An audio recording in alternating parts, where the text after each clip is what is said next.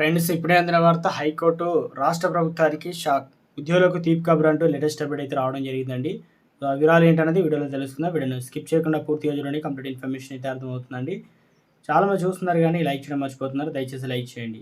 Late చేయకుండా వీడియోకి అయితే వెళ్ళిపోదామండి మనం. కనీస వేతనాల గెజిట్ ఎందుకు ముద్రించలేదు? ఇక ప్రభుత్వాన్ని హైకోర్టు నోటీసులు. అంటే రాష్ట్రంలో కనీస వేతనాలకు సంబంధించి గెజిట్ ముద్రించాలని తాము ఆదేశించిన ఎందుకు పాటించలేదో కౌంటర్ దాఖలు చేయాలని రాష్ట్ర ప్రభుత్వాన్ని హైకోర్టు అయితే ఆదేశించింది. ఈ మేరకు నోటీసులు జారీ చేసింది. తదుపరి విచారణ 4 వారాలకు వాయిదా వేసింది. 5 ఏళ్లకు ఒకసారి కనీస వేతనాలు సవరిస్తూ గెజిట్ విడుదల చేయాల్సి ఉండగా 2007 తర్వాత అప్పటి వరకు మళ్ళీ ఇవ్వలేదని పేర్కొంటూ Telangana regional trade union council 2023లో పిల్ దాఖలు చేశారు.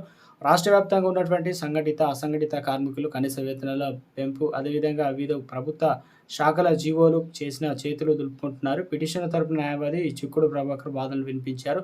1 కోటి మందికి పైగా కార్మికులు ప్రభుత్వ చర్యలతో నష్టపోతున్నారని వాదనలు విన్న సీజే ధర్మాసనం వెంటనే గెజిట్ ప్రింట్ చేయాలని ప్రభుత్వ కార్యదర్శి, ప్రధాన కార్మిక శాఖ ప్రత్యేక కార్యదర్శి, కార్మిక శాఖ commissioner printing and stationery and ఆదేశిస్తూ 2023లో ఉత్తర్వులు జారీ చేసింది. అయితే 6 వారాల సమయం ఇచ్చినా అమలు చేయలేదంటూ పిటిషనర్ మరోసారి కోర్టును ఆశ్రయించింది. ధిక్కరణ పిటిషన్ దాఖలు చేశారు. ఈ పిటిషన్ పైన తాత్కాలిక ప్రధాన న్యాయమూర్తి జస్టిస్ సుజయ్ పాల్, జస్టిస్ యారా ధర్మాసనం విచారణ అయితే చేపట్టింది.